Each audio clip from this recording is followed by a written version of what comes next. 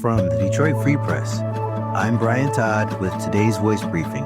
It's Monday, January 27th, 2025. I'm Andrew Burkle with the Free Press Sports Department.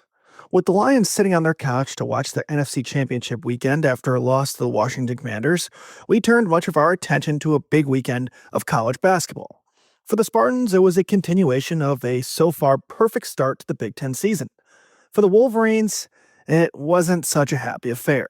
We'll start with the Maize and Blue, who kicked off the Hoops weekend on Friday with a trip to the always tough to play at Mackey Arena to face Purdue.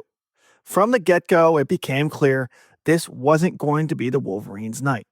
Michigan, who started Big Ten play a perfect 5-0 and was going step for step with the Spartans until recently, was run off the floor by Purdue, losing 91-64. Michigan coach Dusty May lamented the Wolverines' lack of physicality and said the Wolverines must step it up and fast if they want to be a championship-caliber program with a home game against Penn State tonight at 6:30, not leaving much time to think about the L. Meanwhile, the Spartans played another super solid game against Rutgers at Madison Square Garden in a tough environment, winning 81-74 with another great all-around performance. But the vibes between the two programs are oddly similar. The Spartans got 20 points from freshman Jace Richardson, and Cohen Carr continued his ascent from incredible raw talent to really good basketball player, as the Spartans moved to an impressive 8-0 in the Big Ten with a 2-game lead over Purdue and Michigan. But you would never be able to tell if you just listened to Tom Izzo. Whether the 30-year veteran coach is just trying to keep his team on its P's and Q's, or if he's actually worried, it's impossible to say. But Izzo said he sees the target on MSU's back growing, and he doesn't want his team to get, quote, fat and sassy. So he said his team's effort was simply not good enough against Rutgers, even though it was a pretty comfortable win. The Spartans now return home for a Wednesday game against Minnesota, then head to the West Coast for consecutive games in Los Angeles against USC and UCLA. On paper, the Spartans should be favored in all three games, but just ask Michigan about how tough it can be to win on the road in the Big Ten.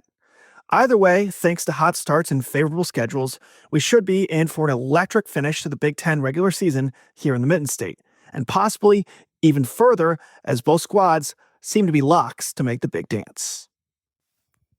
I'm Susan Tompor, and I'm a personal finance columnist at the Detroit Free Press. Many consumers are trading in cars and trucks that are worth much less than the amount of money they still owe on their car loans. And what they owe is shattering records. Thinking about buying a new car when you owe nearly $7,000 more than what the old car is worth?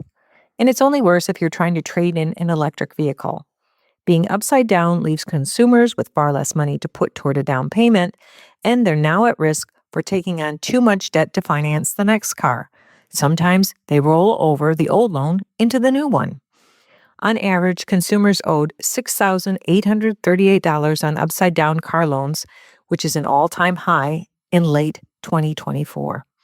Worse yet, some 1 in 4 consumers with negative equity owed more than $10,000 on their loans when buying a car with a trade-in late last year. And 8% of vehicle owners with negative equity owed $15,000 or more in the fourth quarter last year. Some options: do your research in advance to find out how much you owe still on that car loan, and review the current value of your vehicle before trying to buy a new car or truck. Find more from the Detroit Free Press on freep.com. That's FREEP.com. Thanks for listening, and you'll hear more from us tomorrow.